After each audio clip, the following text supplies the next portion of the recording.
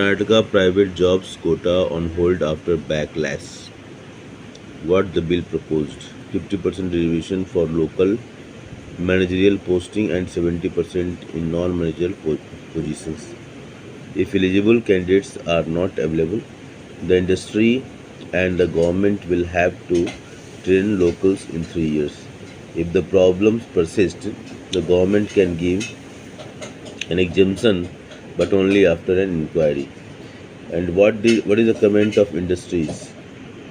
NASCOM statement क्या है? The bill's provisions threaten to reverse the progress, drive away companies, and stifle startups, especially when more global firms are looking to invest in the state.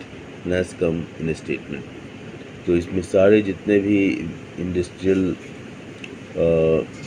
और educational experts हैं, इनका जो view है, और view क्या है, इससे करेक्ट ऑल्सो, कि प्राइवेट सेक्टर में अगर आप इस तरह का करेंगे तो प्राइवेट सेक्टर जब उनकी फ्रीडम को आप ख़त्म करेंगे, पहली बात तो ये कॉन्सेप्ट ऑफ डेमोक्रेसी के अगेंस्ट हो जाएगा।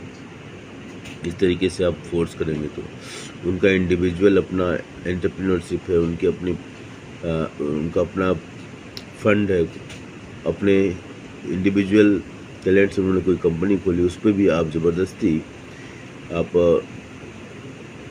इस तरीके से आप कोटा रिजर्वेशन का कॉन्सेप्ट इंट्रोड्यूस करोगे, तो फिर वो उनके पास दूसरा ऑप्शन है। जैसे अभी इसी को लेकर कर्नाटका ने इस तरह का अनाउंसमेंट किया, तो आंध्रा ने इसको ऑफ़र किया कि आप हमारे यहाँ आ जाओ।